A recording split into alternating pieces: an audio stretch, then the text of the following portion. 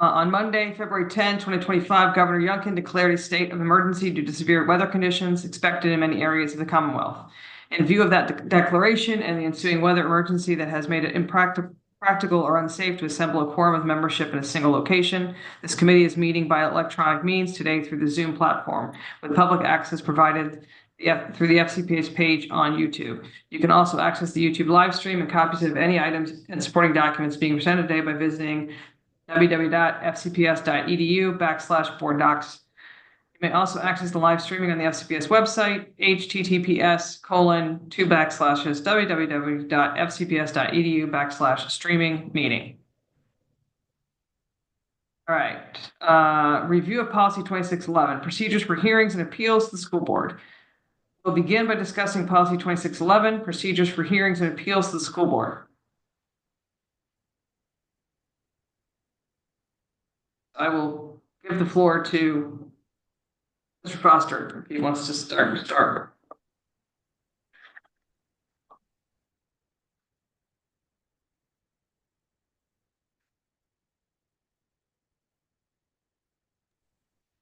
Good afternoon. Good to see everybody. I am having some technical difficulties pulling up the agenda, but I understand, if my recollection, I looked at it earlier today, that policy 2611 is first on the agenda. Is that correct? Yes. So this involves some proposed changes to the student discipline policy, and the bottom line is that the changes have been made to be consistent, my reading, with the Virginia Code, which takes a broader definition beyond just parent and guardian, and also clarifies that for hearings that involve the taking of evidence for testimony, certainly parents can attend, but for those hearings that are on appeal on the written record, that such attendance by parents or guardians is not provided. So with that, happy to take any questions from members of the committee.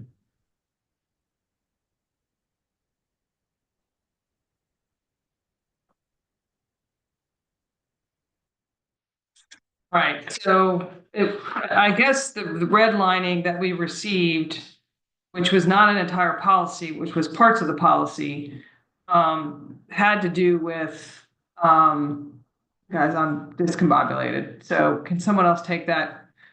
The edits from, I thought it was from the Auditor General, but maybe it was from you, Mr. Foster, related to terminology related to a guardian or a parent.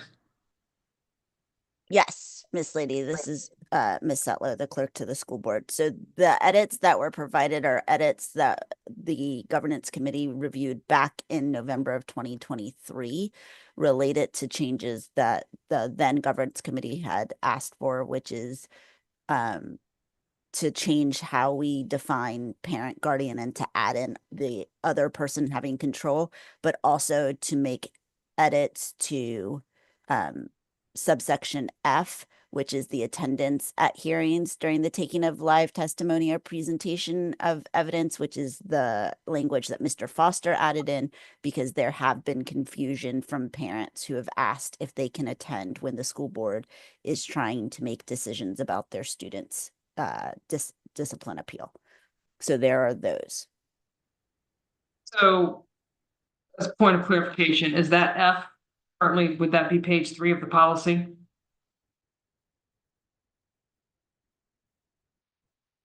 That would actually be page 6 of the policy.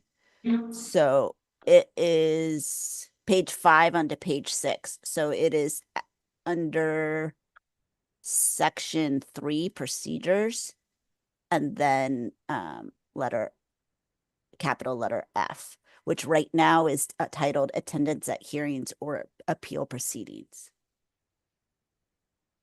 So this is what's confusing about this version that we received is I don't know where you're inserting this language. Attendance at hearings during the taking of, so it comes prior to when a discussion. Yes. So the language that was, I can share. the language right now that we were provided back And in November. I'm looking at that. Yes, so that would be to that subsection F on pages 5 and 6 of the current policy. And then there's an addition at the end, this section shall not apply to appeals of disciplinary decisions considered by the school board on the written record. Right, to make it clear that this subsection would only apply to the parts earlier in the policy where there's generally a hearing before 3 members of the school board in person. That's more like an actual hearing. I'm not clear where this is. Perhaps the clerk can put up the current policy and point to exactly where it's supposed to be. So if you look at the current policy, it would be in this, it's rewriting parts of that subsection. So question, Ms. Lady, as to why this was not embedded in the regular policy as has been practiced? Can't answer that. This is how it was sent to me. Oh, I'm asking you if I can ask that question. It's not to Yes. you. It's to staff. It's to Mr. Foster, or I don't know who to ask, but I know it's to staff. Go for Why was this not embedded? Because I was able to figure it out, but as you can see, it's caused some confusion. And typically, whenever we have additions, deletions, anything, any changes, it's just been redlined, and this one was done separately. Is there a reason for this that maybe we are unaware of?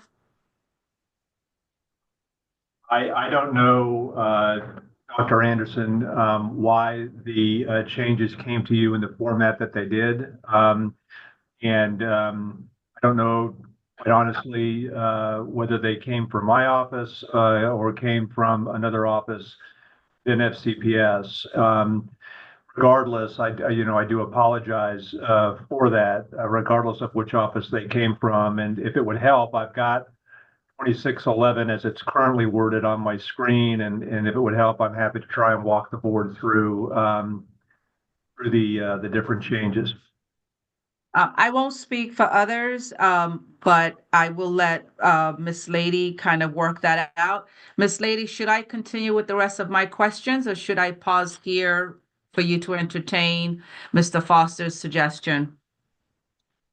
Well, I will say this, the entire document simply adds, it deletes or other, basically is terminology. The entire document is terminology of and or other person having control or charge of a child. I don't need to be walked through that in every single place it exists in A, C, E, F, all those. The only thing that's substantive is the section F that we're talking about. So if anyone else would like him to walk you through every place where we're going to change the terminology to add and or other person having control or charge of a child, then let me know. Otherwise, I think we're talking about F, but for conversation with the clerks, there's more to what needs to be done than just F.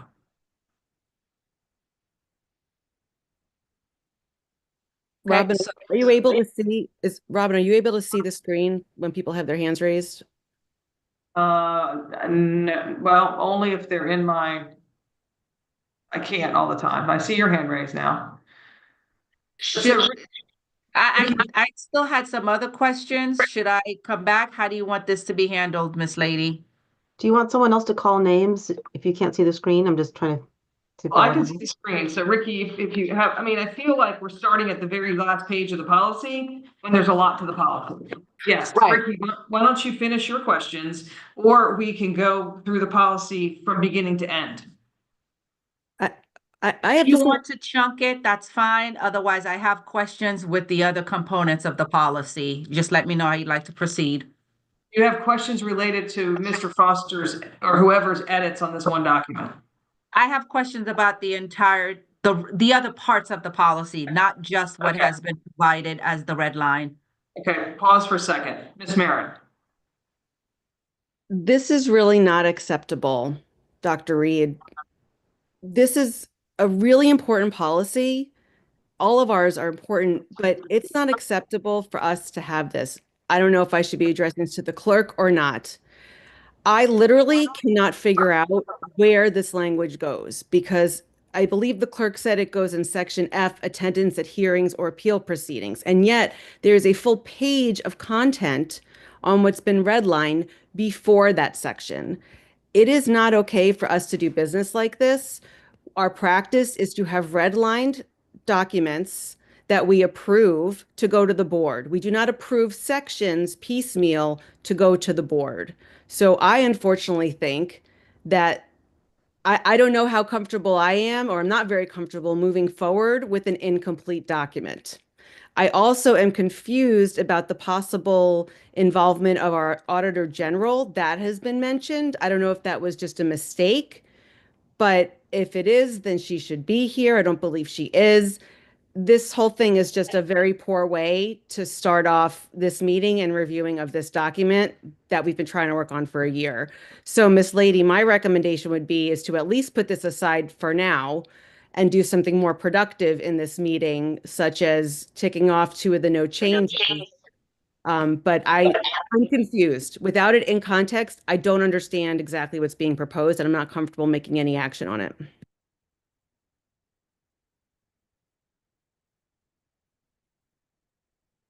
I have yet to have a board meeting where, or a committee meeting where I feel like we have complete information. So as hard as we work offline, it is frustrating. So given how heavy a lift this policy is, except for the fact we have staff on here about this policy, I'm not sure I want to abandon ship. We can jump to the other items and just approve a couple things quickly if we want to, but I'd like to get to this and have some kind of conversation, even if it's just our dialogue with staff around things that we think about the policy. But I'm going to pause there and give the rest of the committee members an opportunity. So Ms. Sizemore-Heiser. Thank you. I had one quick question. I agree that the double is kind of confusing, but in section F on the actual policy draft, there's a paragraph underneath where this red line paragraph is. It says any teacher shall be permitted to be present during a closed meeting. Is that section still in the policy? I know it's not in the red line, but I'm guessing it's not in the red line because it wasn't changed. I'm just trying to figure out the 2 different documents. That would be my assumption. Mr. Foster? Mine too, but I want to confirm that.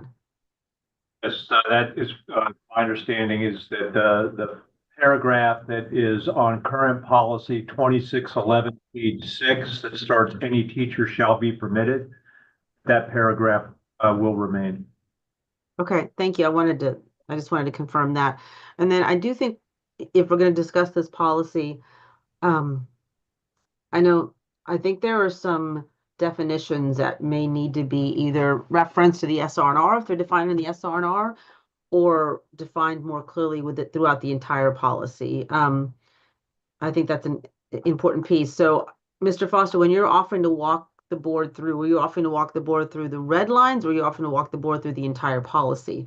Because I think it might be helpful actually to walk through the entire policy just to kind of explain the history and the reason behind some of these procedures. Then we can have a more fulsome conversation about whether we want to continue those procedures or tweak the policy or do something different.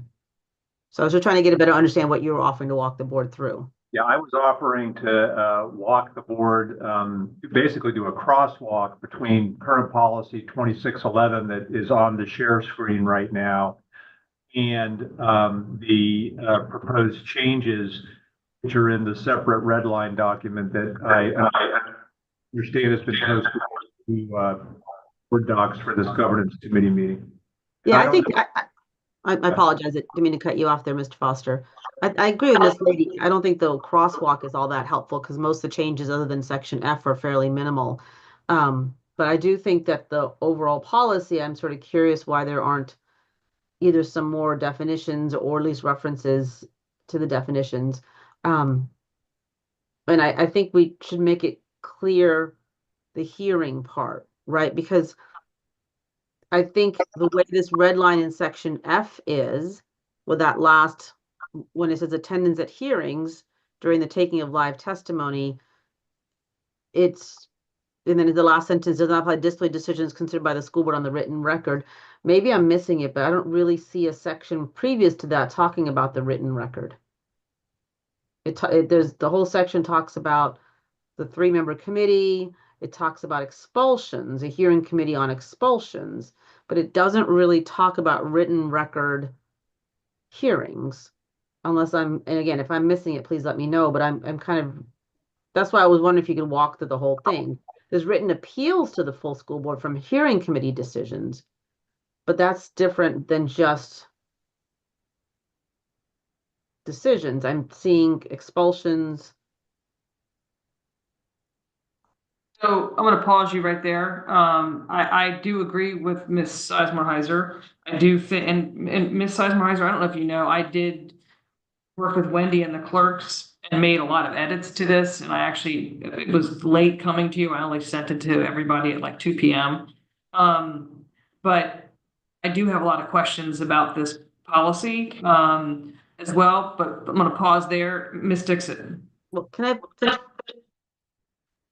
Sorry, I thought you were 3 minutes. All right. I can give some of my time to Miss Sizemore-Heiser. Do we have a timer somewhere? I'm sorry to jump in, but I'd like to be able to track that too. Yeah, there's a timer going. If you look in the upper right corner, near where it says view, there should be a little box. Right now it's red. It says 21, and it is timing. The other option is to pin me, and you should be able to see the timer in the top left corner of my screen. All right, my apologies, Ms. Sizemore-Heiser. Yes, you do have 21 seconds left. Go ahead. And I would like to go back to my turn too, Miss Lady. Okay. I didn't get a chance to go through my questions. Okay, I understand. We're trying to figure out how we're going to attack this. So before you start asking questions about the policy, I wanted to hear from everybody. So you will get to go back.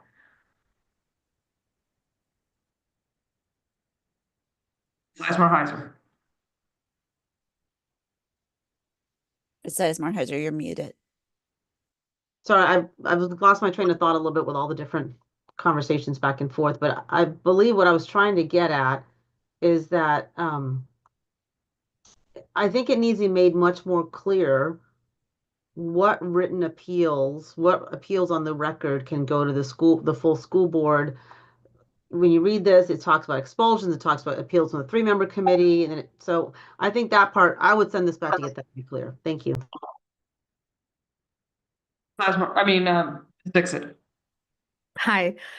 So yeah, I'm just trying to understand the format in the previous meeting, and I'm new committee member for this one. Is we have a lot of discussion around the policy, and then we start doing edits and we talk about changes. I don't know why we started off like discussing all the red line, and it just like confusing right off the bat, right? Like it's shouldn't we start with the purpose and then keep going down, and then whenever the red lines are applicable, we bring them in the conversation? That's my question. In terms, if I may try to answer that, in terms of how we did the grading policy, yes, but that's how we actually started talking about the whole policy, and then we went back and did it sort of like part by part. So there's potential to do that. Yeah. I think that what Ms. Marin was communicating was that the fact that we would expected to see this policy with red lines on it and not things pulled out of this policy and condensed into 1.3, 1/3 pages when it's a 6-page policy. So I think that was the conversation at the beginning. So, here's what I would like to do. I would like to have the entire policy explained to me, because I will say that when I was reading it, I'm like, are we talking about our closed session when we hear an appeal? Are we talking about the actual hearing that the family initially goes to? Like, there were places where I lacked clarity, and I agree. And again, like I said, I sent sort of a edited version of the policy with lots of questions on it to everybody at 2 o'clock. But I think that we would share a lot of the same questions. So it may be that we can go through this, ask questions for clarification, and then possibly have staff take it back to redline it based on our comments, as opposed to us, doing it all right here. But I'm going to pause and Well, first of all, would that be amenable to people if we went through the policy, Mr. Foster explained it, we could ask questions. I want him to go through the entire policy, then we go back and start over and ask questions, just because I think some of them might be answered further in the document, possibly. And then we can ask questions about it. Would that work for other members of the board? So take your hands down, and then let me see hands. If you have a yes, that would work. Are you talking about doing that right now, Miss Lady, or we're gonna?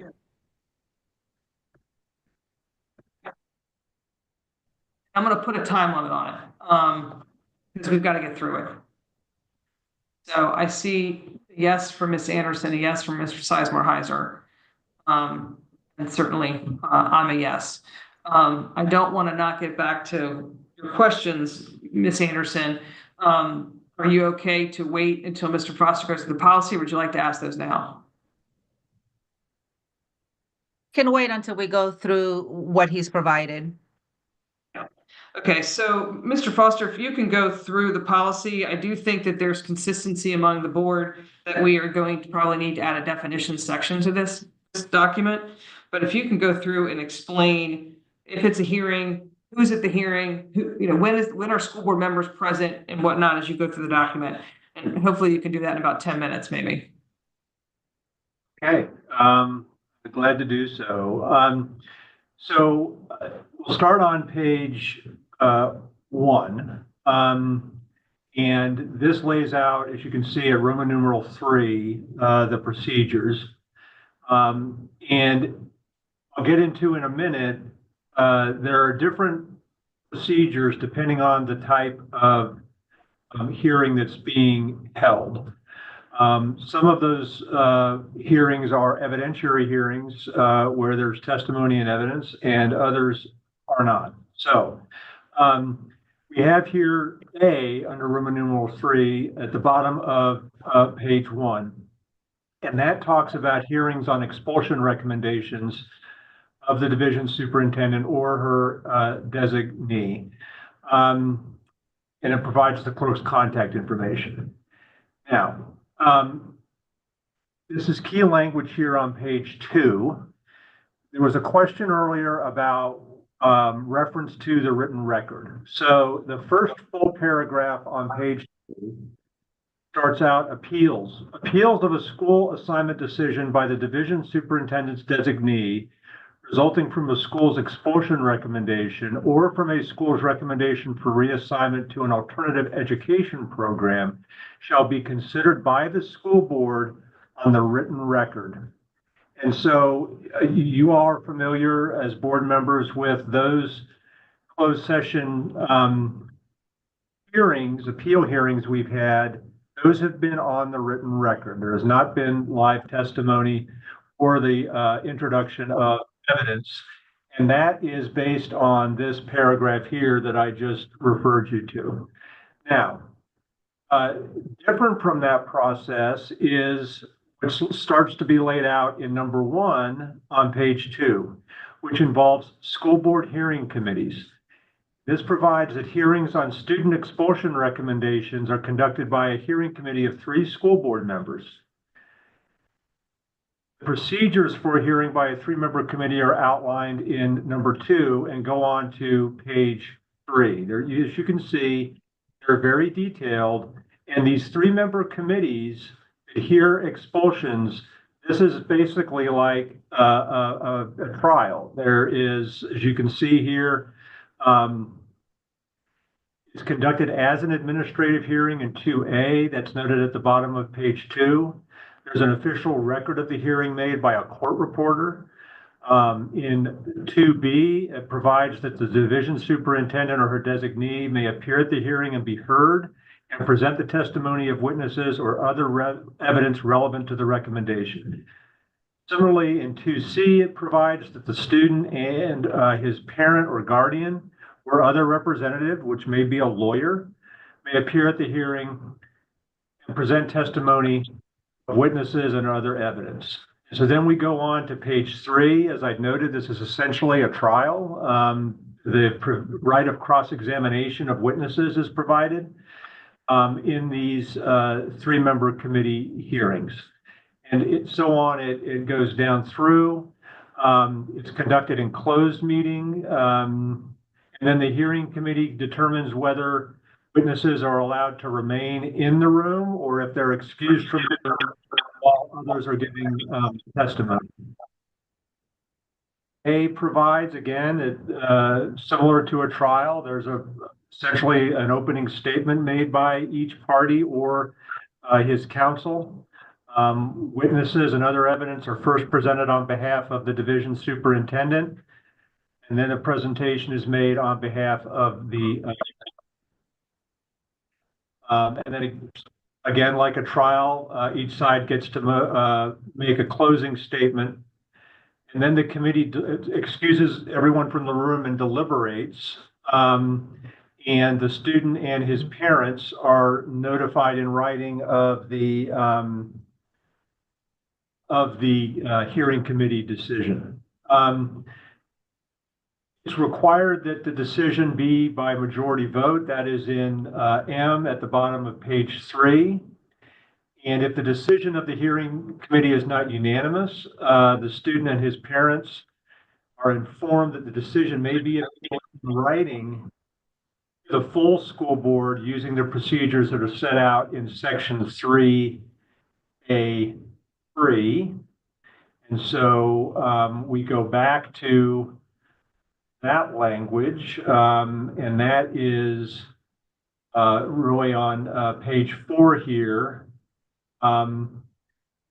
It provides unanimous decisions of the 3-member committee may not be appealed to the full school board. But if there is a split on the committee, and the student can appeal, and it provides here the appeal is directed to the clerk within 4 work days after the parent or guardian receives notification of the committee's decision. And the appeal from the parent or guardian needs to explain why the decision of the hearing committee should be reversed. And then the division's superintendent's designee presents their position in writing to the school board within 4 work days after receiving the appeal. That is the hearings office that provides that. Then the school board is required, again in this same paragraph, to consider the written appeal from the 3-member committee within 30 days of receipt and inform the parties of its decision. When we go on, the next section of the policy is appeals of long-term suspensions.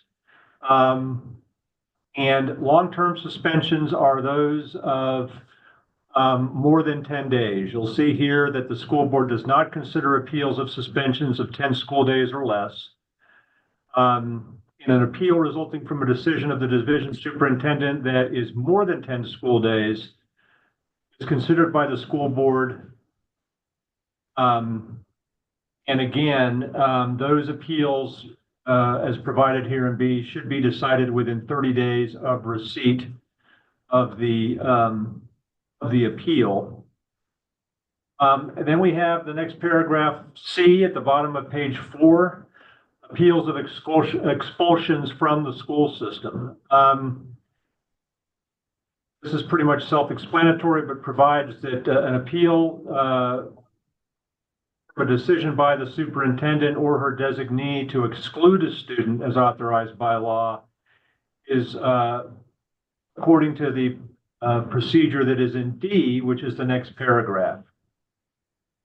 So that brings us to D. It provides that appeals to the school board to pursuant to sections 3A, 3B, and 3C, excuse me, are to be in writing and shall be directed to the clerk of the school board within 4 work days of notification of the decision. And the board, I know, has seen these appeals during its tenure. They state the reasons why the decision of the division superintendent should be reversed or otherwise modified. The school board should record the date of receipt of the appeal and provide copies to members of the school board. And then the division superintendent's designee, the hearing office, presents the administration's position within 4 work days after receiving the parent or guardian's appeal. And then it provides the school board should consider the written appeal at the next regular business meeting or at such other time as is practicable, and inform the parties of its decision. Paragraph E is petitions for readmission. And that it regards students who are expelled and not permitted to return to school. And there is an opportunity for them to petition for readmission. And you'll note here that it's no earlier than 10 months, but not later than 10 months after the date of the expulsion. And the hearings office may, at the discretion of the hearing officer, hold a hearing and issue a decision prior to the expiration of the 1-year expulsion period. Finally, paragraph F, which we've talked about, is the provision that talks about if there is going to be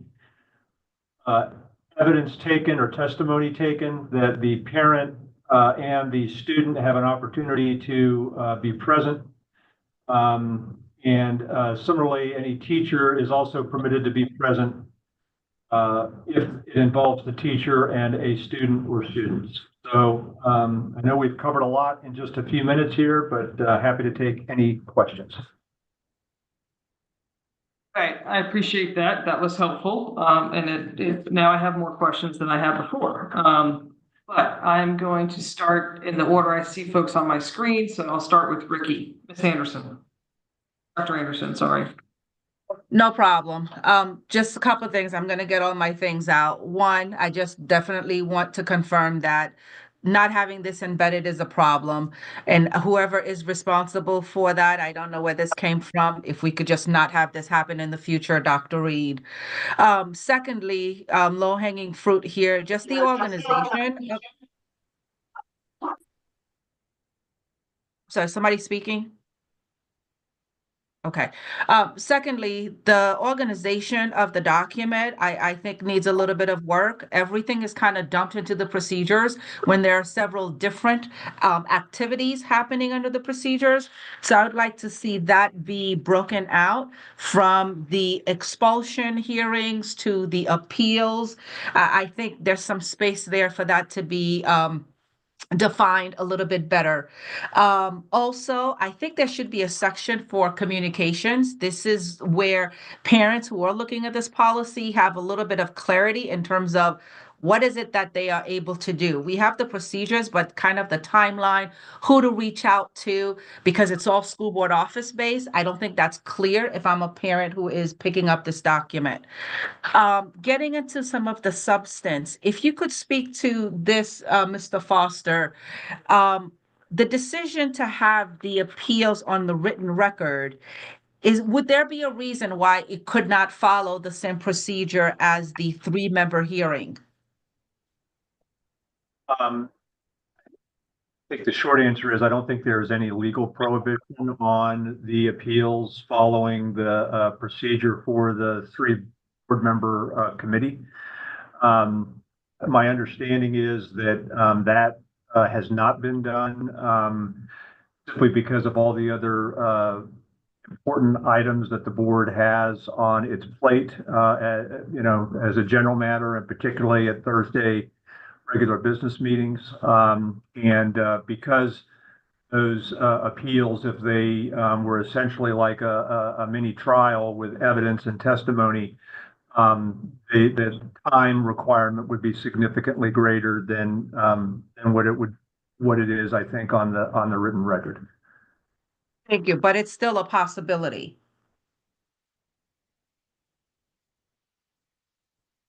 Yes. Okay. The other question that I have is regarding the appeal piece about long-term suspensions. Is this cumulative or just a suspension that is greater than 10 days? Would this also be applicable if a student had been suspended over a number of different events, but for greater than 10 days? I don't think it's cumulative. I note that Lisa Forrest, who heads up our hearings office, is also on this meeting. I would ask her to confirm that for us. Yeah, it's for suspension days that are consecutive, not cumulative. Thank you. The other piece that I had, I think it was the same thing with the written appeal. I think I'm going to pause here. Thank you. You, Sizemore Heiser. And actually, before you go, I want to make sure someone's capturing these notes, because if we send this back to staff to work on, they need to have the conversation. They need to know Dr. Anderson asked these questions, and then they need to know Ms. Sizemore Heiser asked these questions, because otherwise we're not going to get a red line document that's going to be something that we can work on in a more concise, time efficient manner. Both myself and Miss Brown are both capturing notes, and we'll put them together to make sure that we have what's being requested. Thank you. Ms. Sizemore Heiser. Thank you. Could you just restart the time just so I could see what it is? It'd be helpful to me. Thank you. I don't see it yet, but I'll just start my turn. I had some of the same questions that Dr. Anderson did, so that was helpful. In the same question about cumulative versus each incident. I do think that the section A, 3A, is confusing. And that's why I was trying to get at the written record piece of it, because when you look at 3A, it says to be reviewable by the school board, an appeal must challenge the disciplinary sanction, i.e. exclusion, long-term suspension, or recommendation or expulsion, or the decision to assign the student to another school. And it lists the areas that aren't reviewable, right? And then section A talks about just expulsion and school assignments. So if you were reading this, you would think the process under section A only applies to expulsions or school assignments, but section A applies to expulsion, school assignments, and long-term suspension. So right there, that I think is confusing, because the long-term suspensions seem to have been dropped from the language after that first paragraph. So I think this should be rewritten to be clear. So that's the first thing, right? Like, why is section A only talking about expulsion and school assignments and not long-term suspension, unless there's a separate process for full, like a hearing on the record for long-term suspension? But so that's the first piece on bottom page 1. And then when you get to the second on top of page 2, you have in instances where the parent does not request a hearing, the school board may consider the expulsion recommendation. So the question I have is, seeing as how long-term suspension has disappeared, does that actually only apply to expulsions, or was this meant to apply to expulsions, long-term suspensions, and school reassignments? That's the top of page 2. You're on the wrong page. Top page 2, very top. Thank you. That first paragraph says in instances. So, and then if it's may, what's the process by which a school board knows this has happened and may consider it? Is it who's required to bring it to the board to decide whether we want to consider it or not? And how does that process happen? Then the next paragraph down from there says appeals of school assignment decisions from expulsion or reassignment shall be considered by the school board on the written record. But the first one, expulsion, may be solely on the basis of information provided by the division superintendent. That first paragraph, is that also on the written record, or is that separate information not on the written record? And I asked that question because if at the very bottom in F, if you're adding that one section about, this is on the red line version, about written records, we need to be clear exactly which pieces on the top of page 2 are considered the written record. So this whole thing, I think, needs to be rewritten to be really clear, because right now, I don't, that just above section 3A, it talks about long-term suspension, but everything I read here, even appeals, does not mention long-term suspensions. It just mentions expulsions or school reassignments. So the question I have is, does all of these hearing processes apply to long-term suspensions? And if they don't, what does? So if anyone could answer those questions, that'd be great.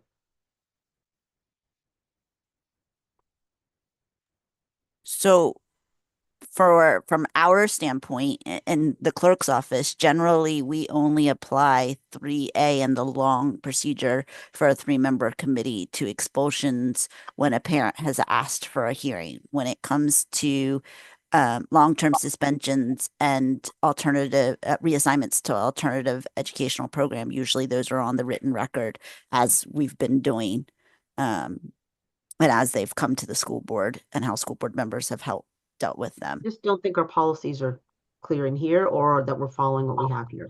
And I know my time's up, so I have to go back on this, but if Mr. Foster, Miss, if you could, yeah, Miss Foster, questions. I think Miss Forrest. Yes. So there are times when a long-term suspension is attached to an expulsion recommendation. At the time the student was referred to the hearings office, they are suspended and we extend the suspension beyond 10 days. So there are times when there's just a long-term suspension where they've been referred and the hearing officer decides to long-term suspend more than 10 days. Those are done on the written record. However, if it's attached to a hearing officer's recommendation to the board for an expulsion, that will be entitled to a hearing because it's connected to an expulsion recommendation, if that makes sense. It doesn't really answer my question, but I know my time's up, so I'll take a go back.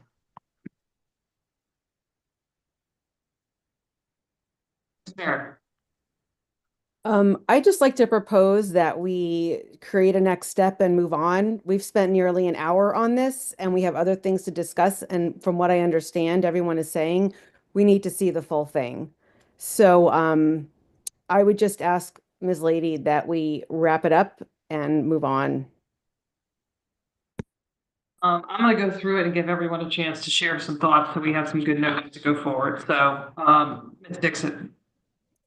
I first of all agree with Ms. Marin that we do need to do this little deep dive into this as a committee. This is very important. A lot of futures are dependent on this policy in our schools, and the community looks up on the school board for making the decision for their child at the time. And doing this thing in this manner, I'm not really feeling very comfortable because the purpose itself is so just like a line of it. We could write more elaborative information, a little bit more details for somebody who's not aware of how discipline is handled by school board, should be able to understand that.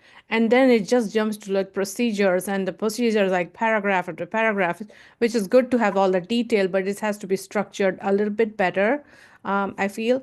And I also read somewhere that the 3-member committee, right? I guess somebody asked a question. I wanted to clarify, get some clarification on that.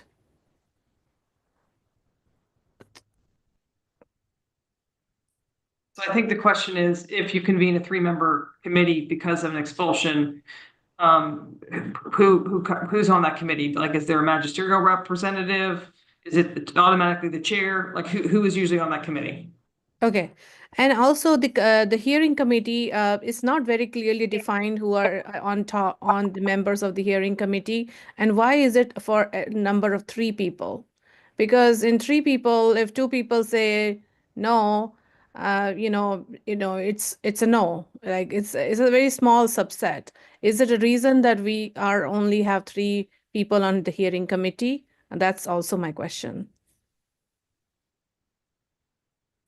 There's 2 questions that if staff want to try to address those quickly. Yeah, so I'll start. Ms. Lady and perhaps Ms. Forrest can add.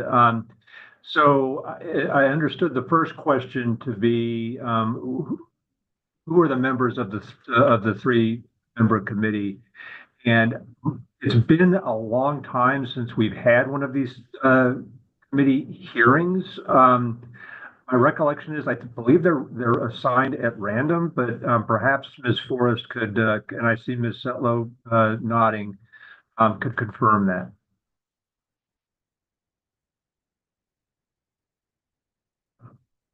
I can't see hands, folks, so just speak up, please. Yes, from the clerk's office, in terms of the 3-person, it's generally done at random. When I first came in, there were every Tuesday, I believe, there was 3 people that were assigned to potentially have to do 3-person hearings, but we never get them. And board members were having holds placed on their calendars, and then there was confusion as to whether they needed to meet. So we took the holds off because we don't ever usually do this. So, but my understanding from my predecessor was that these are done at random.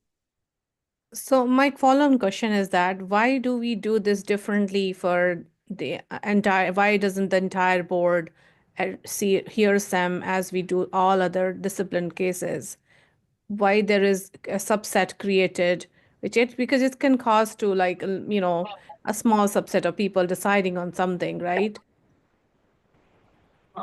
Based on what I heard Mr. Foster say, it's because some of these hearings take multiple days. And it'd be hard for 12 board members to be available for a multiple day hearing.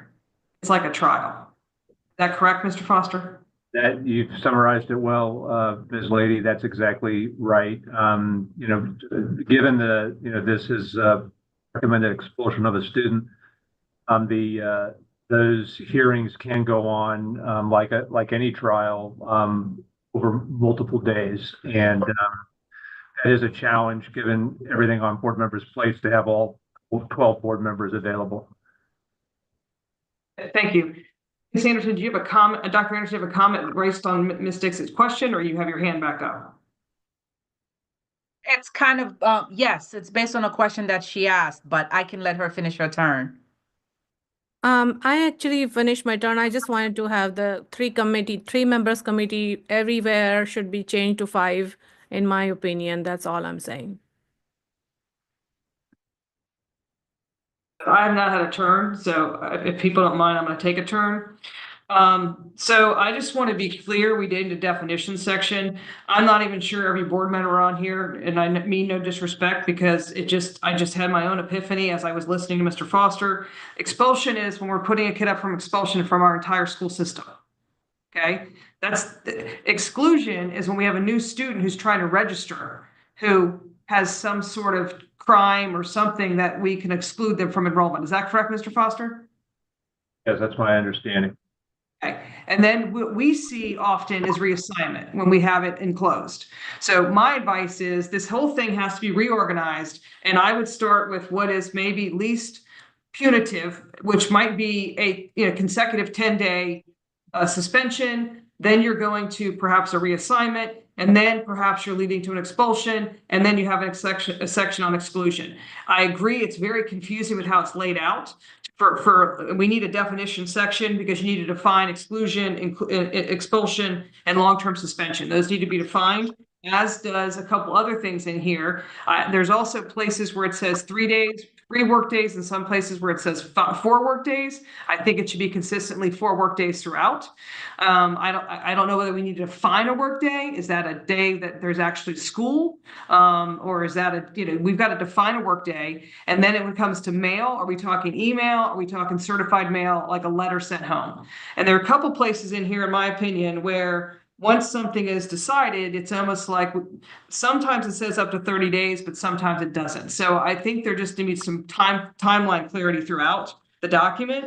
I don't need to belabor the point. I have other questions that I had, but I think that if we do some reorganization and put some definitions in here and the flow makes more sense, I think we'll be in a better space. So I don't need to go back because I do agree with Ms. Marin and Ms. Dixon. We need to move on. But Dr. Anderson, I see your hand, and I'm going to go back to you now. Yeah, just very quickly, I think we also need to define the makeup of the committee and how that comes to be. And I could not stress enough the communications piece. But the committees for the expulsion hearings, how that's determined should be articulated. And I'll pause here since we'll see this again. Yeah, so just to reiterate, a definition section and perhaps a communication section. Ms. Sizemore-Heiser. Thank you. And I agree. I don't want to try to belabor the point either if it's coming back, but I don't think my point earlier that I made was as understood as I would like. So I want to make sure as it's taken back, that's understood. But when you read section 3A and the hearing process does not ever refer to there about what the process is for long-term suspensions. And when you hear the committees, committee specifically on 3A1, page 2 says hearings on student expulsion recommendations, right? I think it needs to be made clear what's the process for long-term suspensions, what's the process for expulsions, what's the process for school reassignments, and if they're the same, all 3 of those should be mentioned, because when you read it, it looks like you can appeal all three of those things, but Section A on page 1 just talks about expulsions and school assignments. If I read that, I would think that that does not apply to suspensions because it's not mentioned there, right? So I think we need, like, and that's what the point I was trying to make. Like, the words matter where you put it. And if you're only saying Section A is hearing on expulsions and school assignments, then what I understood from Ms. Forrest was she said, well, when a suspension leads to an expulsion, this applies. So then what's the process for just suspensions that don't lead to expulsions? Because that's not listed here, right? So if it's saying under Section 3 that the school board can hear an appeal around long-term suspensions, and it says right there, to be reviewable by the school board, an appeal must challenge the disciplinary sanction, i.e. exclusion, long-term suspension, or recommendation for expulsion. But then when we're reading the rest of these, it only talks about expulsion or school reassignment. And the way I understood what Ms. Forrest said, that when exclusions come from long-term suspensions, it's covered. So what covers long-term suspensions? That seems to be missing. And I don't want you to answer it now, but I want you to, when whoever is reviewing this, whether it's Ms. Forrest, Mr. Foster, or whoever else on staff is reviewing this, please look through for that consistency. That's what I'm trying to get at. Thank you. I don't see other hands. The only other thing I would add is I don't know whether the clerk should be capitalized in places where it should say school board office, not just school board, but just to get those things in the notes. Okay. So can I perhaps move that the governance committee send this back to staff to be redlined like we're accustomed to, and brought back to us. I don't know how much time staff needs. I think there's an urgency to get this done. Can we put a timeline on it of no more than 30 days? Does that work? Ms. Dixit, do you have a question? Are you agreeing? Agreeing, okay. I guess in theory, I'll make that motion. I have a second and Ms. Dixit. So all in favor of taking this back to the board? Looks unanimous for folks in the room. Okay, all right, thank you. Taking it back to staff, not the board, right? Yeah, I'm sorry. Yes. Yes. Thanks for the clarity. Taking it back to staff and then having it returned to us like we're redlined. The way most documents are redlined so we can see every change. And no more than 30 days, hopefully even sooner. So, Miss Liddy, I'm just calling out since we're on video. That was Dr. Anderson, Miss Sizemore-Heiser, Miss Dixit, Miss Marion, and yourself are all in agreement. Yes. To that motion. Thank you. I'll do that better next time. That's Miss okay. Lady, Thank can you. you confirm that the changes will be reflective of the discussions that were had here? I would not want us to start this all over again. Yeah, I think that's the expectation. There were copious notes taken. They will be shared following this meeting after they're maybe cleaned up a bit with Mr. Foster and Miss Forrest and perhaps Dr. King, and then they will work with that. I think we had a very healthy discussion. I think each person made some great comments. So thank you. All right, I think next up is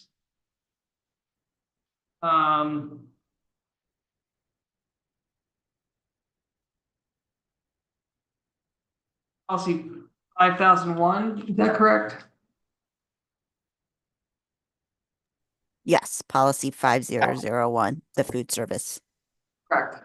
So I'm just going to be bold and say, do I have a motion to recommend policy 5001 and school services programs as revised be sent to the full board for adoption? Ms. Marin? I'll second that. Okay, can I don't know that I can first it, so I'll have you first it and I'll have Ms. Sizemore-Heiser second it. All in favor? Well, you got to speak to the motion. Oh, I've got to speak to the motion. Would you like to speak to your motion? Well, also, I mean, this should be grouped as a no change memo. This should be listed in our agenda. The clerk should be pulling together. There's this and another one. Well, I don't know if it was no change, but there's definitely this one. This way, we just move through the things together. But anyway, that's that.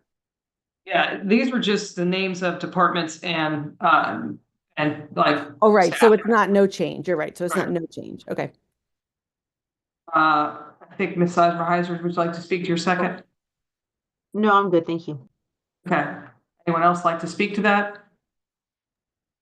I have a quick question. Okay. Being that the only change here is to who this is going to be responsible for this, it just made me wonder because most of our policies, the responsible party is the superintendent. I wonder if we have, when there's a new superintendent and they decide that food needs to move under finance, they'll be right back redoing the policy. I was just wondering if there's an evergreen way of writing this so that it could withstand changes in the operational changes when you just reorganize who's going to be responsible for what. That's the only thing I was hoping for. I don't have any other questions. I think delineating that the superintendent would be responsible would take care of that. I would actually agree. So I don't think we should create a policy that reflects the COO being responsible. So I would like to take this back to staff and change it back so it stays consistent to superintendent. Or can we just amend what's in front of us and have it indicate, would it still be part of the operations department? That edit still be correct, but then we would change the superintendent shall be responsible for all functions of food and nutrition services. Just change where it says COO to the superintendent both times.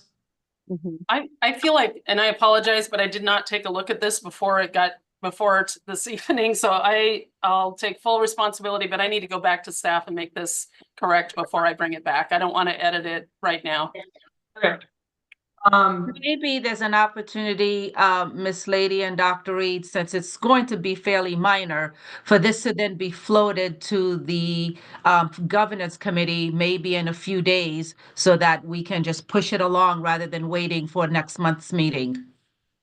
So I'm going to take that as a motion on the floor that after staff reviews this, it goes directly to the board for approval. Do I have a second? Well, Miss Second. Lady, I don't know where I hold am. on. We had one motion on the floor to move it forward by Ms. I Marion can, with Ms. I Seismer. can withdraw that motion and. Okay, I'm so withdrawn. that's what I need is for that motion to be withdrawn, Yeah, and then I we. was trying to raise my hand about to withdraw that one. So, I mean, it's also, we're meeting next week, I believe. So I don't know if we could just come back here next week to look at, but I'm fine either way. I'm fine either way. Also, I just want to meet with staff and get it corrected. All right, well, why don't we just bring it back to governance next week because that's going to meet before the next board meeting. Maren. I have a point of order. If we are going to change how we direct the superintendent, we need to be consistent. We just took a vote on something, and then in this case, we're just saying, oh, we'll just send it back and get it back. Or we're saying, we'll vote ahead and just assume that we'll accept what she's doing. That's very inconsistent. And also, this gets to the questions we raised when we were doing the grading policy about having a consistent format for our policies. So rather than rush this through, either we table it unless it's absolutely vital right now. Again, I don't know why this is so urgent when we have lots of policies that are not current. I mean, when was this from? 2019.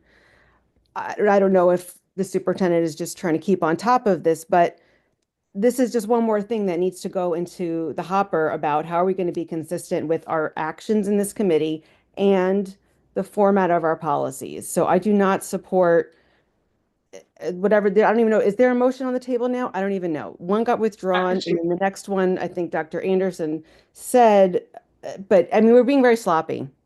And I really, really dislike it. I'll own that. Okay, I'll own that. And you are correct. So I think that the withdrawn motion leaves the motion that I think is on the floor to go back to staff, and then they bring it back to us the next governance meeting. I have a second for that. Okay, Ms. Marion. So Ms. Dixon. Oh, I wasn't seconding. It's. Oh, sorry. I'm trying to look at hands. So I I saw yours first. So, okay, do I have a second? Maybe somebody waved their hand. I will to me. second. Okay, And Miss Lady, were you the one who made the original motion for it to go back? She Yeah. can't because she's the chair, right? yeah, I Does can't. that So, happen? It will make the motion so that it goes back to staff to review, to organize in a way that is consistent with what we have been discussing and will come to governance at the next meeting, which is next week. Dr. Anderson made the motion, and I believe Ms. Dixon seconded it. All those in Okay. favor? We have to discuss it. Oh, shoot. Sorry. Dr. Anderson, would you like to speak to your motion? I do not, except to say that if we are going to retitle, we might want to make sure we have those sections discussed, so that we could also hand that over to staff. So we could get in the practice of using those headings over and over and over again. Thank you. Ms. Dixon, would you like to speak to your second? I feel like this is a minor change and it doesn't need to get pushed back in the queue or anything like that for just what we are trying to do here. So I think we can just do that next meeting and vote on it at that time. I just want to say, like, just keep fixing things as we go on. This policy should be packaged with other policies in the food and nutrition services. That's my and moving forward, that's gonna be should be our goal, and I think that's what we're gonna discuss in the last agenda, right? Last item on the agenda. Yes. Mary. Muted. I really am asking my colleagues, I'm trying to appeal to our prior conversations. We talked extensively about reviewing policies in the number that they're in. I find that even 2611 that we just discussed, we have not reviewed the SR&R policy in a long time. And so when I was reviewing for the SR&R conversation, I looked at our policy. The SR&R policy doesn't even say we should share it with families. This is why it's problematic to do these one-off things. I don't know if the superintendent finds there is a rush for us to particularly change this food and nutrition policy, if it's related to a grant or some funding. Otherwise, can we just wait until we set the format for our policies and how we're going to do things? It's on the next part of our agenda. If that wants to be the first directive, but are we going to talk about it? I mean, I just really feel like we're going in circles, and I'd rather just wait to do any more one-off policies until we determine how we're going to review whole sets, unless something is urgent. So I don't support this motion.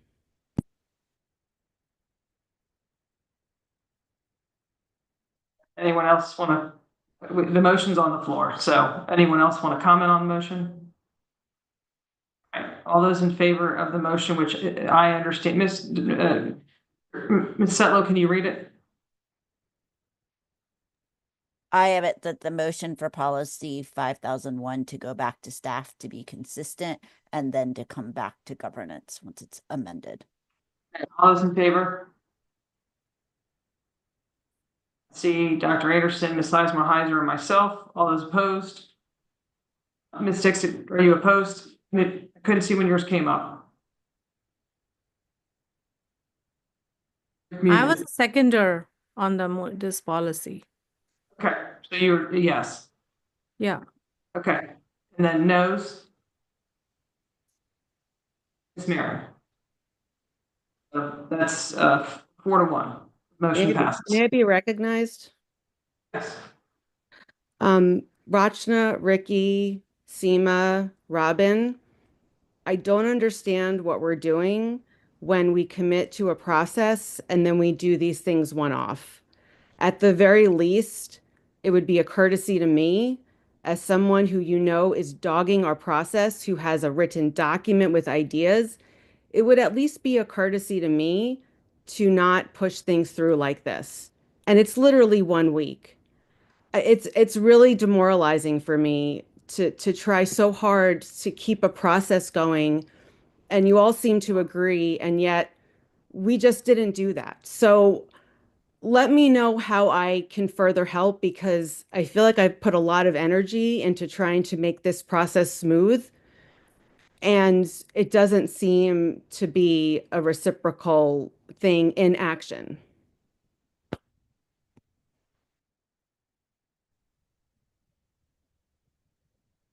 Miss Lady, may I speak? Yes. The motion that I put forward was fairly lengthy. It was to get this back to staff and to also encompass the things that we've been talking about, which is structuring it in a format, which is perhaps bringing it up with other things. I did not say that explicitly, but I did not see these as separate activities. I just did not think we should just go ahead and act upon it today. So, Miss Marin, it wasn't counter the plan, because I think we were all very excited about that conversation last month. Was it last month? In January? And I did not want for this to be outside of that. And I mentioned that in my very long motion.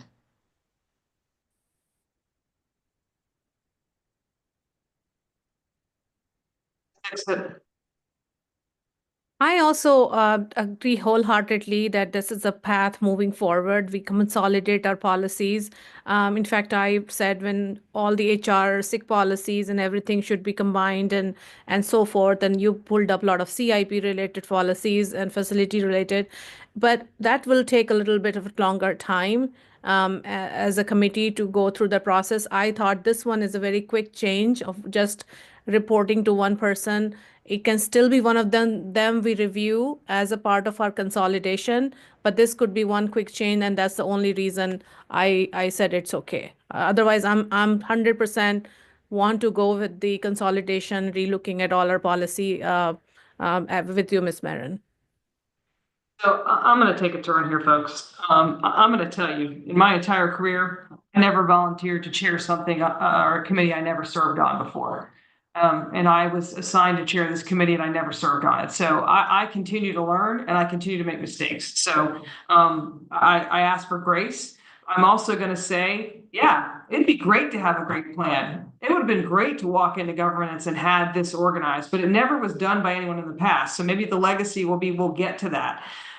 What I need to know right now before we perseverate more on this process is the urgency of the other things that are on the agenda for today, because I can jump right to the end and let's talk about the plan and let's start over and do it in a more regimented way where it makes sense. But I don't know what is urgent. I think there's something urgent about procurement, but I'm not sure.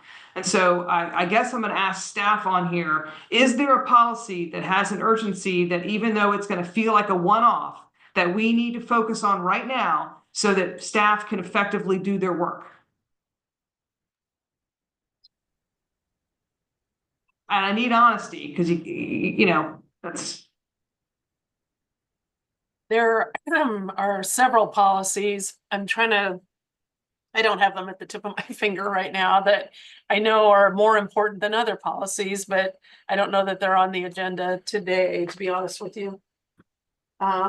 So I apologize that I'm not really at my best to answer that right now, but there will be policies that way, although I do think we would be better served to take these in segments that are like department to get these done. But I think one of them, the restraint and seclusion, was definitely a high priority, and we're working on our way through that. That was one I know that's been out there, but beyond that, I don't have one for today. So long answer to a short question, Ms. Lady. Well, the only other thing I'll say, and then I'm gonna go back to hands, is that policy 8240, which is on the agenda for today, but yet again, very confusing because we didn't get a red line version, we got an edited version, and then we got the current version. And you literally, it's so hard to crosswalk it back and forth, we can't really tell what was changed. So if that's not urgent, then I'm happy to, based on hearing from my other committee members, tabling all of this and just getting to a better way to organize how we're going to tackle the work. Ms. Marin. Okay, so I have a question, Dr. Reed. Policy 5001, School Food Service Program. Is it urgent that the name of the staff person responsible for that policy be changed immediately? Is that urgent? No, ma'am. Okay, so colleagues, again, I appreciate the responses, but not urgent. And we're just pushing things through.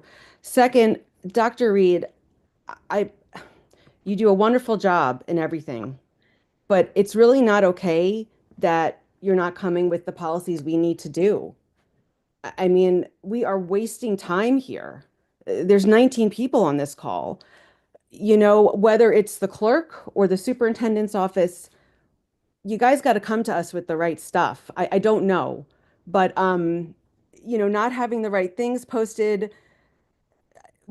If there are other ones you said, Dr. Reed, there are other policies that are more urgent. Why aren't they on the agenda? I'm just hard pressed to understand why it's not one of your top priorities to have our policies be aligned. I mean, these CIP ones alone, I don't know. I'm just really frustrated with how this is going right now. And Ms. Lady, I think you've done a really, you know, you've tried hard and done a good job, but you know, we are part-time people and we are trying to do this, and this is a struggle. Regarding the CIP policies, I mean, we can talk about them, but until we're ready to really have a conversation about what staff thinks, I mean, there's a start in the report, but you know, even 2611, any thoughtfulness about our conversation should have been, you know what, we got to do the SR&R policy, which has, I just sent it to the board, hasn't been reviewed. I'll also ask my colleagues, I gave you a hard copy on Thursday of the process notes, and I believe I sent it electronically. I guess I won't ask if you've read that, but if you did, again, I'm hard pressed to understand why you would push through a non-urgent policy just to get something done. I think we need to be more disciplined. So that's it.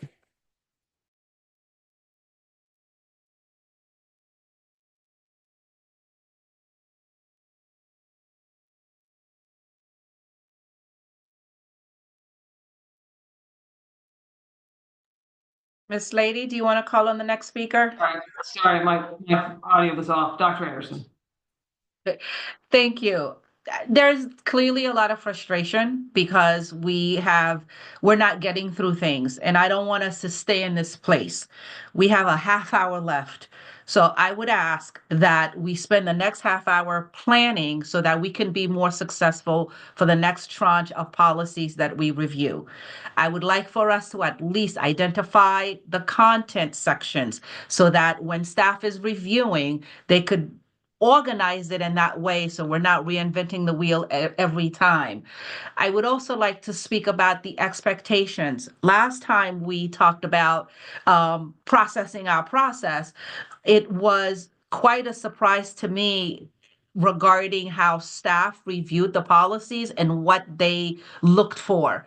If it's just a change in legislation or any legal issues that they need to attend to, I was under the impression it was a deeper dive. I would like to speak about those expectations because at the end of the day, you're the content expert, you're the content matter experts.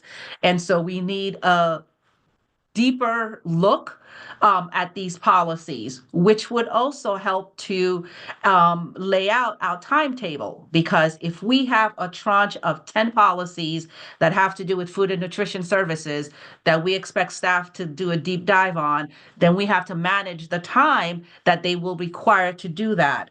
I just want us to have a plan getting out of this meeting, even though some of the conversation has been good, but we need to start heading towards a little bit more efficiency. Thank you. Tasma Heiser. So, I agree with Dr. Anderson. We actually talked earlier about having someone kind of project manage this and also have more clear expectations as to what staff is reviewing policy for, because staff are our educational experts here. And while, you know, policies belong under the purview of the board, it would be helpful to me if staff reviewed them, and maybe they already are. I just don't know if it's clear what the expectations are. Reviewed them from a legal perspective, from a best practices perspective of how to update it from whenever the last time it was reviewed, bring that to the board. We can then give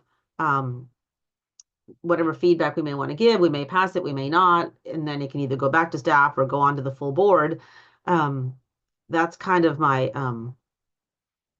thought process on that. And I think someone needs to own that process, both from a staff side in terms of, maybe Dr. E, once a policy is coming for review, you decide which staff member should provide that subject matter expertise, whether it's you or somebody else, right? And of course, a legal review, just as it's a policy, and then it kind of comes back to us, knowing that that's the level of review your staff have done to it, and also maybe from a, flow and logical, perspective to make sure, and from a technical sort of, definitions and all of that sort of stuff, right? But I think we lay out who is in charge of that workflow, who's in charge, and what is the expectations on what a review looks like before it comes back to us, and who's doing that, managing that.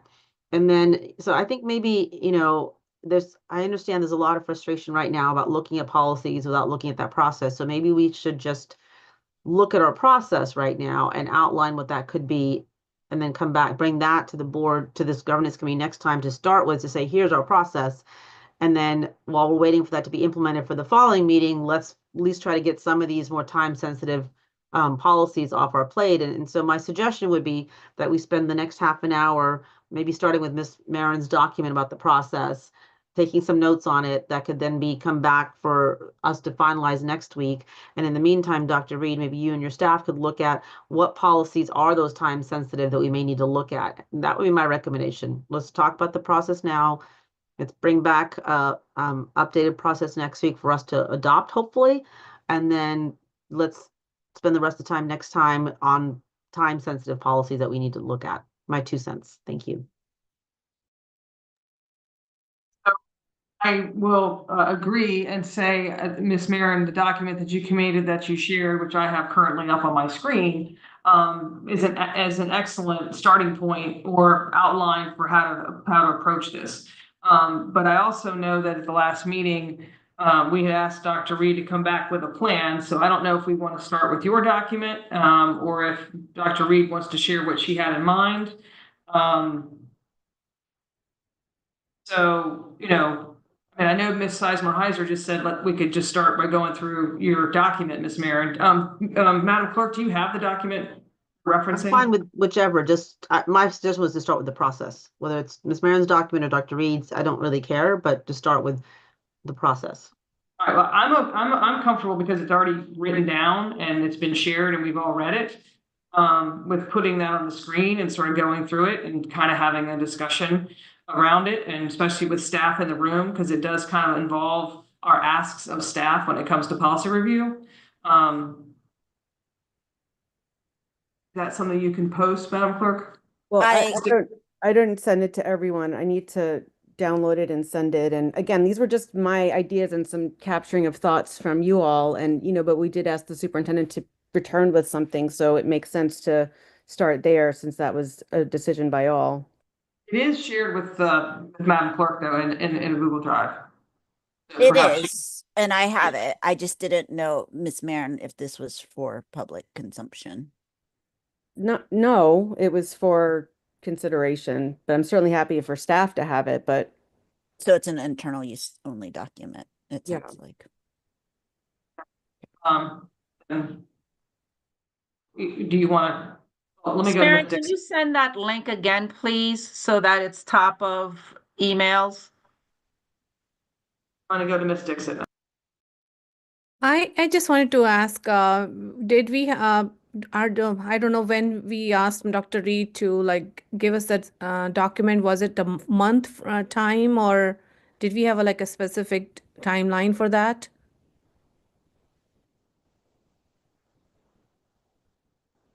I think I was going to try to get it as soon as possible. Jane, who's working on it, I've been working on it with somebody, had a longer than anticipated onboarding to get all the contracting done and so forth. So she's reviewed a number of documents, but will need access to the actual. She can only to date look at what's public facing and not what's internal. So by the next meeting, I should have something very concrete. But essentially what we're doing is we're creating every content area a chart of the last time the policy was reviewed. Is it still within statute? When is its 5-year up? to create cycles that we can move forward on these. So we actually never find ourselves in this situation again. And right now, we deem that should be able to be done within the next 4 weeks to have all of that organized and able to move. In the meantime, we wanted to talk about the CIP, all of those policies that have, by play and so forth. How do we want to approach that was more before I set staff off to begin integrating or redlining or collapsing or, there are a lot of ideas on what to do with those, not just 8240. And I'm not sure why the red line version isn't with you because we've provided it. So I will send it by email and perhaps someone could post it because it is done. And so I'll send the 8240 that's red line because that's already been done. And also, I think if we could spend some time, are you comfortable with me asking Janice to have her team just redo that series of CIP policies, some of which they wanted to pull together and delete some and combine some. But what I don't want to do is have staff head off to do that process and then come back and have the committee say that's really our purview to decide which policies we're going to have you do that to. Like, I need to know if that's work you want done before I send the team off to do it. But I'll forward 8240 for you right now. Dr. Reed, if you could send that to me and I can get it posted. I post it what I was provided. So if you send it, I will post it right away. Just one last thing with 8240, Dr. Reed. Every page is labeled as page 2 outside of the first one. So I'm not the one that I'm reading. So I hope that's cleaned up on your red line version.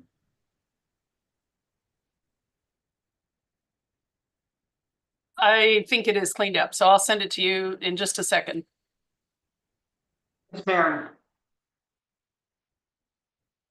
Yeah, well, to our clerk, I just asked that, there's some review of what's being posted and not just an automatic posting of things, because we're in a situation where we have two formats that are not useful to us. So, we're relying on you to check to be sure we have what we need.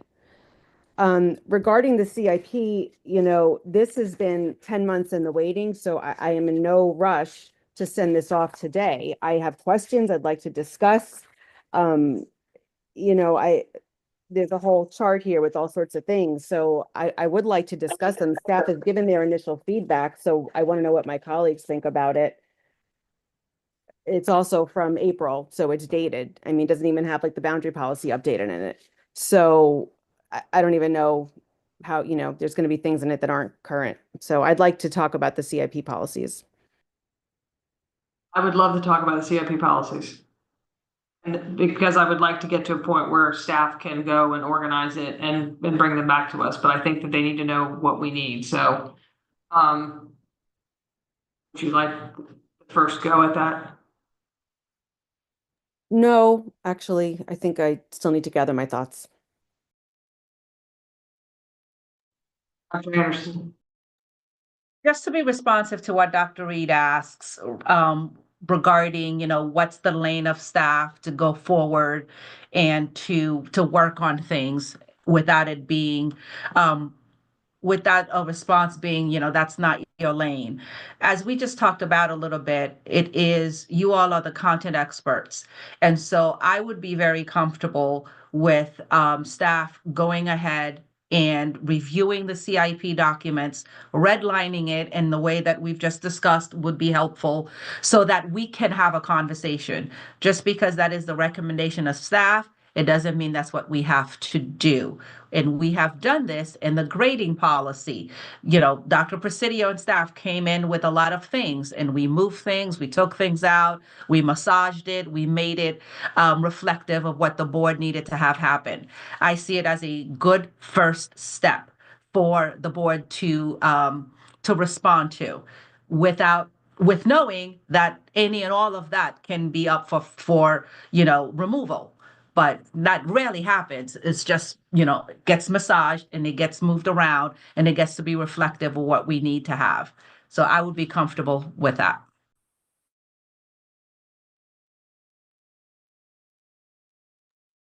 Seeing no hands, I'll also echo what Dr. Anderson just shared. I also, and I hope this is okay, Ms. Merritt, I do love an idea that you vetted related to a sort of cover sheet to policies that gives an explanation. For example, if it's a no change policy, perhaps why it's no change. When something's redlined, does it have anything to do with Virginia code or laws or other statutes? Or is it just the evolution of maybe, terminology or how we do things, as we've evolved in education, but also in all the other areas of food and nutrition services and facilities. So instead of just getting a red line version, as we read it, if staff can read it and think, what might they wonder why we did that? If you could provide a cover sheet that might be layman's terms and try to explain that.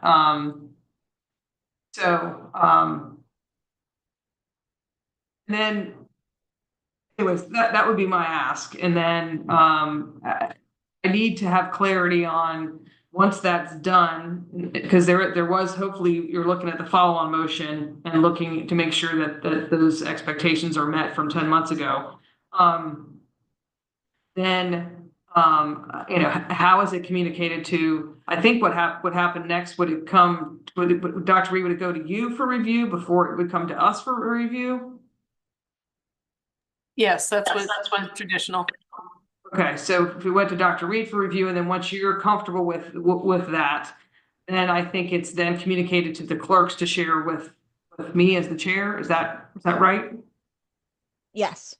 It moves through the board docs process. So it generally is uploaded by the SEAA to the chief, or to or the EAA to the assistant soup. If that's the case, it works its way, including a review by division council. It ultimately makes it to Dr. Reed. Once Dr. Reed approves it, then it comes to me. Does it come to you via email, or does it come to you through? It comes to me via, generally through board docs, but sometimes we end up going outside the board docs process, but generally through board docs. So Dr. Reed. And then for governance and for policies. So all directives generally go through that. Once the policies for governance go through the board docs, then I alert the governance chair that I've received a policy through the board docs process. So who from Dr. Reed's office puts it in board docs? Whichever SEAA or EAA is staffing the chief that's requested. Like, we often get requests from EAAs or SEAAs for placeholders. We just got one today from a department. And so we'll put the placeholder into board docs, and then they'll load the documents. I think we're talking about two different things. I just want to. Yeah, I think we're talking. Yeah, I'll There, let you. Go ahead, Dr. Reed, please. Okay. I think for policy approval and regulation approval, that those come through board docs. I don't do any kind of approval for things that go on the governance agenda. So I don't have I just want to be clear about that. I don't have an approval for things that are going on this agenda. But I do approve policies, regulations, and directives that are posted within board docs, but those aren't always, in fact, I haven't necessarily noticed that they bear any connection to what gets put on the agenda for governance. So if there are revisions to policies, like policy 5001, for instance, it worked its way through board docs. Dr. Reed reviews that, what they're putting forth, what her staff is putting forth, she'll sign off on that. And then it comes through the board docs queue that way. And then once she signed off on it, then it shows up in my queue. And then I will let the governance chair know that it's gone through the LT review. I'm still confused. And I think there's still gaps because 5001, Dr. Reed hadn't seen it, and it got to us in some way. Because when I made mention of the titling in terms of the reporting structure that it identifies, she made that comment that she needed to look at it. Or it may have been something I looked at a long, long time ago. I don't know. I didn't know it was up for today though, and I should have. That's on me. So I will pay much closer attention to when the agenda gets posted to do a double check that I know that I'm familiar with everything that's on it. So that's on me. Maybe having that be part of the routing cover sheet, that might be helpful just to make sure that whoever needed to see it had eyes on it. There are changes to the routing cover sheet that I would like to make because it's not necessarily the clearest. Yeah, because I'm swimming in mud right now. I'm gonna go to Miss Marin. Okay, the way I see it, there's two issues. One is board docs, and I don't really want to deal with that. The other is we're not posting items far enough out from a meeting. I see it in this committee, I see it in the public engagement committee. It's the fault of a few people, but we are supposed to have our agendas posted in advance. If we were doing it wouldn't matter that it wasn't in board docs. Robin, if you want to mute, please. I think there's feedback. Thank you. If we were doing that, then someone could send the superintendent at least a week ahead, say, this is the agenda and what we're doing, because it's clear that something's going wrong with board docs. And that's part of the process piece as well. But there's just a whole bunch here that's getting haywire. And I think if we could get back to what we used to do, which was having our agenda set and posted a week in advance, which we're sort of required by law to do, that would help resolve a lot of this too.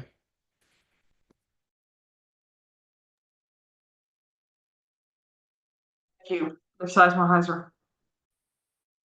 I was just going to suggest that perhaps you, Ms. Setlow, Dr. Reed, and Ms. Marin, maybe get together separately and kind of hammer out all of these and talk all of these. I'm not sure maybe this is the best space for that here. And I think, come back to us next time with that. If there's anything on these policies that are quick changes that we can discuss, I would recommend discussing them now, but I'm not, or if we want to give ideas of process, kind of similarly what I think Dr. Anderson and I were talking about earlier in terms of having somebody shepherd it. And I think that would be useful, but I'm not sure the nitty gritty of board docs and things, maybe that may be a separate, my suggestion, separate meeting to kind of hammer all that stuff out.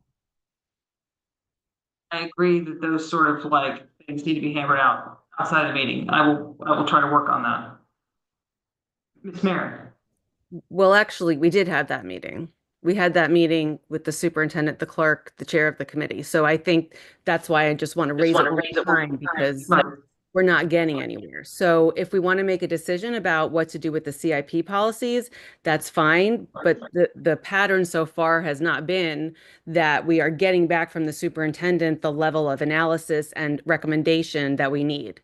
If we want to do that for CIP, I had some questions for staff around, there was one thing in the report that said they didn't recommend putting together too many policies because it would be voluminous. But then there's things also, then the draft that we sent has a lot of new red lines with a lot of new sections. So, and one definition, and that's for net zero. So, I don't know if there's a better way to transfer this information to the staff, but I just don't know. I've tried everything I feel like I can. So I'm fine, if a chair, if you want to take a step and have it go back to staff. This is the first time this committee has had to talk about it. So I don't know. I'm happy to provide very clear direction to staff. I just need the governance committee to be clear about what you're asking me to have staff do. And then I'm happy to go direct. So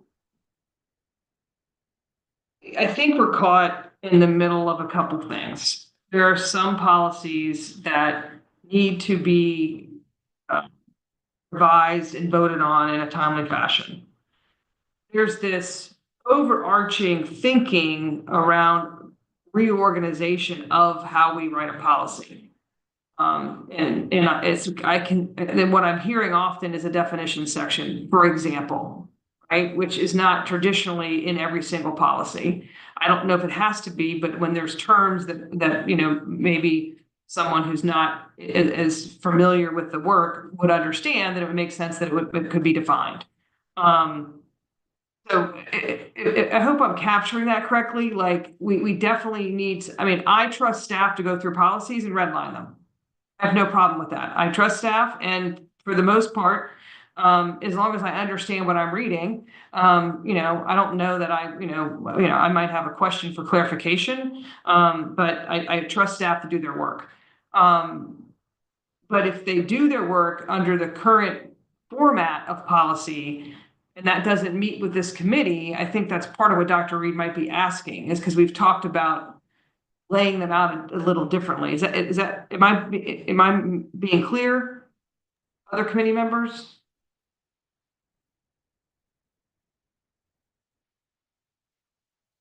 Dr. Anderson?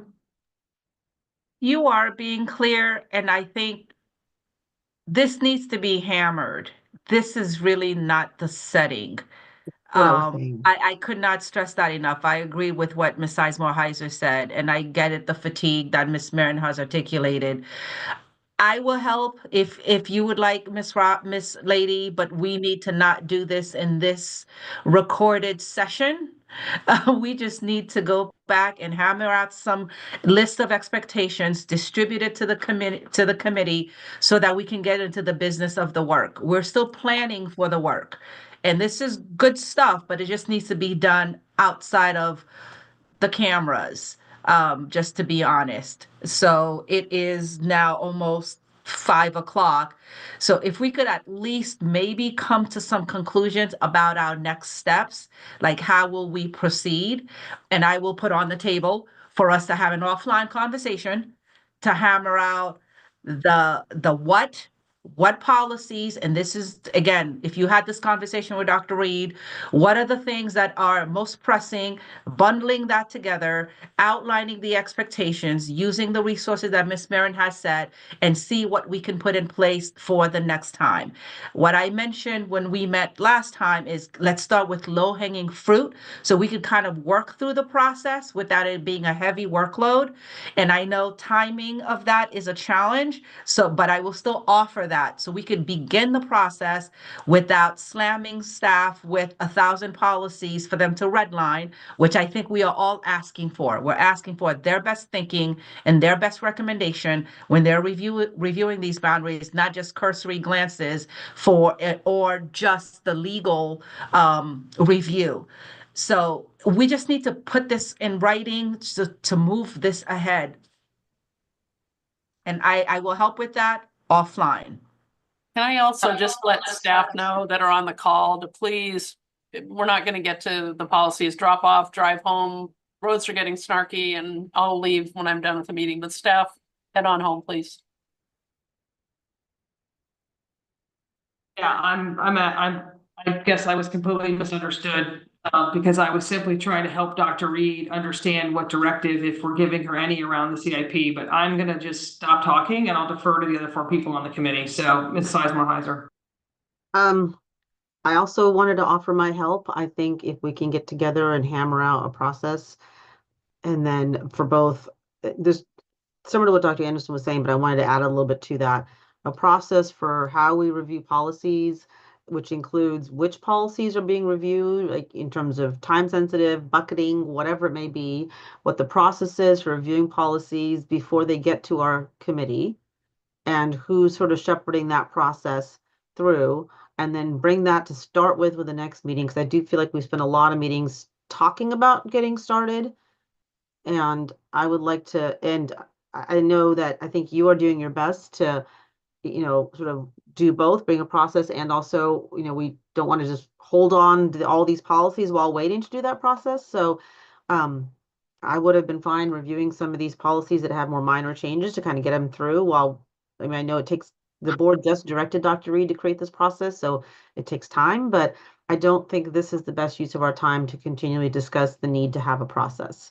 And I think I'm happy to offer my help if it can be helpful to sort of bucket out, one, how are we determining what set of policies are going to get reviewed at any one meeting? 2, what is the process by which policies are reviewed and updated before they get to the governance committee? And 3, where are we going to start with for the next meeting so we can, in some ways, finalize this process and review some policies and move things forward. So I'm happy to help if you need it. We have a meeting in a week. I have no agenda. So I'm happy to defer that to somebody. We can talk, but I just need the public to understand that us talking offline means that I can talk to one of you at a time. So I just want them to understand when you say we're going to take this conversation offline, we can't take the conversation offline. We can't be in a room and have a conversation about this. The Sunshine Law doesn't allow it. And so as much as you don't want to make the tofu or the, meatballs at the table here, sometimes we have to do a certain amount of that. I'm just trying to help Dr. Reed know how to direct staff because staff, I believe, want us to pass some policies and to review them. I had full intent for us to review some policies today, but then I heard we shouldn't be doing one-offs. We should look at them all together. So I'm trying to react and respond to what you all as committee members are sharing with me. So this wasn't intended to be. Can I finish my time? This wasn't intended to be at you. I was just trying to offer some help here. This is, I know, as I said in my comments, I know you're doing your best. So I just wanted to offer my help. I understand that we can't all talk together offline, but I think we could probably come up with a plan, a process, outlining it in the buckets that I mentioned or some other buckets, and email that individually to people. And so we can have a little more of that back and forth individually with people. I agree. It's hard to discuss it until it's here, but I think it'd be easier to discuss something here together, right? Even if it's just an outline, as opposed to kind of talking through the need for this. So I think you're doing your best. This is not a negative on you at all. I just think we need to either start with that plan or start with reviewing policies, but I don't think we can start with the plan of reviewing policies and then keep going to this conversation. I don't think it's a good use of anyone's time. So I'm happy to do whatever it takes to move us forward. Dr. Reed. Thank you. I have Jane working on a plan. She got started late because of our process for hiring. And she's now ready. She's moved through every single policy and needs access to look at the internal policy documents. I can come with a plan, or I can stop her work, stop her contract, and have someone else do the plan. I need to know which is it. And we were planning on bringing something for the next meeting that I think is hitting, I hope will hit the mark that we're talking about, but I'm also happy to stop her and have someone else or someone's else work on it. I just need some clarity before 5 o'clock because I have to make a weather call at 5 o'clock and hope I can get home in the snow. Perhaps we shouldn't have a meeting until that plan comes back. It sounds like that may be the way to go, but my 2 cents, maybe instead of trying to have a governance meeting, or we make an agreement as a committee that while we're waiting for this plan, we're going to just go through policies one off. But I really want to make that agreement as a committee that either we're going to go through policies one off or we're just not going to have a meeting until the work is finished, because otherwise I think it's just not a good use of people's time. So I would make a motion on the table. And if you all want to support it, support. If not that, until we've got Dr. Reed has a plan to have somebody come in and do what she was directed to do by the board. So and we need to give her the space and time to do that work so it's done well, because we don't want to be back here in 6 months. So while that work is being done, I would make a motion that we just go through the policies that Miss Lady and her staff aide and the clerk have pulled over here and just talk through them. And if they have to be sent back to staff, that's fine. Or we don't meet. That's my motion. I'd like to just do that next week until Dr. Reed is ready with the process, and then we can pause everything and discuss it. But I really don't think it's a good use of our time to continually discuss the need for a process while we're in the process of creating it. So I'd like to make that motion if anyone wants to second it. Yeah, I'm gonna second it. So, all right, so we will, would you like to speak to your motion, Ms. Neisman-Heiser? I just don't think this is useful, right? Either we decide to continue how we're doing it before, which is reviewing the policies that you've worked very hard to put together, even if it's not the most ideal process and a one-off, while the process is being developed, which is what I'm recommending. If not, then let's just agree to not meet until the process is developed, and then we can start with discussing that process. But I don't think this is a good use of our time. Dixit, would you like to speak to your second? I agree with Ms. Eisenheiser. This is definitely has been an unproductive meeting. And we discussed this last time also, this time too. we're going somewhere. We are not going in circles. I think we're going somewhere, but I believe we have to have very clear directions now moving forward when Dr. Reed has ready to give back the direction and the information for us to work on. I would just say we should just hold off our meetings because I believe some of us don't want to do this, have one-off thing. And Ms. Marin wants our support for not doing this one-off things till we do the whole process. So I think we should not meet in just keeping it with supporting my colleague and also most effective use of our time. I'm fine with that. Marin. Ms. Lady, what do you think of this as the chair? What's your preference? Well, I certainly want to be productive because it's the only way I've ever been in my career is productive. I also want people to know I didn't just run around and say, oh, 6240 sounds like a good one for me to throw on the agenda. These were all brought to me by the clerk as needing to be reviewed. So I mean, yeah, they're one-offs, but it's how that was brought to me. And, you know, I'm doing my best, but I can't stand working like this. I mean, you know, it's not productive. I've never experienced anything like this in my life where I get nothing done. So I'm very happy to let Dr. Reed come with her plan and not meet until we have one. Me too. Well, thank you for sharing that. I'm looking at the calendar. So after February 18th, the next governance meeting is well, we moved the 225. So the next governance meeting seems to be March 18th. It's over a month. I mean, So if that's the time that's needed, I guess, I'm just trying to think of any other things. If they're urgent, we could convene or we could do it a closed meeting. But yeah. yeah. I mean, I don't know what's urgent. Like I said, I've been trying to take direction and put together what I think I'm asked to do. So it's definitely not working. So I'm happy to take a pause. Dr. Reed. Thank you. I believe we can meet on the 18th, and I believe that I will have the skeleton of the plan, and I want your feedback on pieces of it so that by the March meeting, we're good to run. So I think I can deliver on that. There may be one or two urgent red line pieces that I can bring and I'll get out my commitment. I don't know about that, but I'll have the plan pieces ready for the 18th. Thank you. So I'm comfortable if we have a plan and if we may have some red line policies that have a sense of urgency that we hopefully can accomplish those next Tuesday.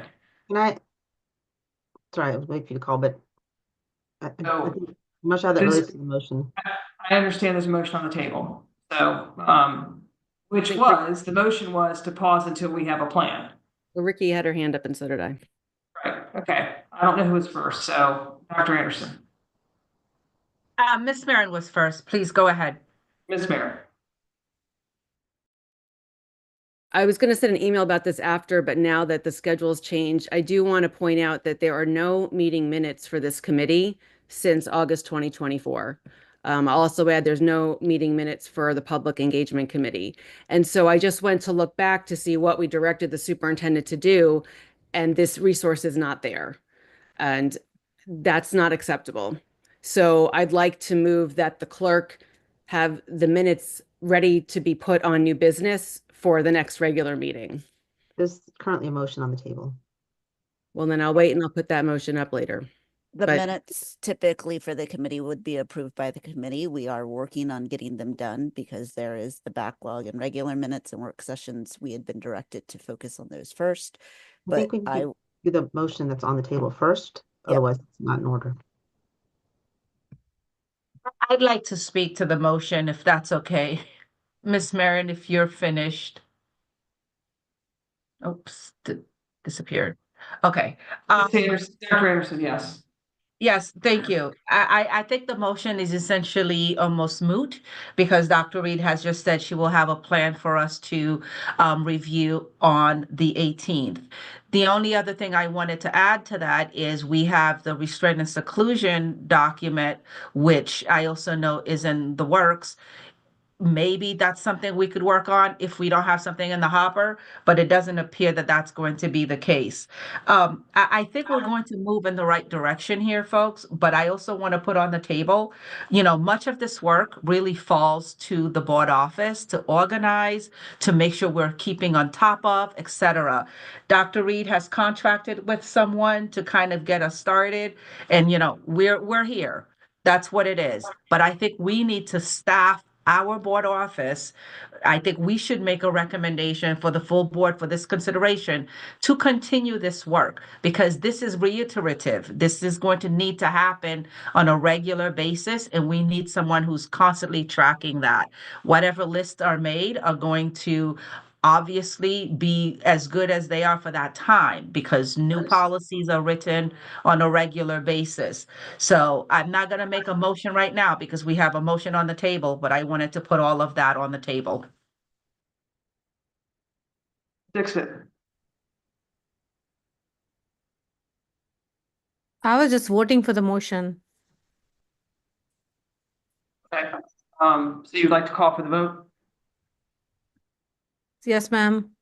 Don't call the So- question, then we have to do an extra vote, please. Just, I have a statement I wanted to It's say. 5 o'clock. Dr. Reed is, there's a weather emergency also, Ms. Marin. So in the interest of time, I think we should just, maybe discuss it, next meeting.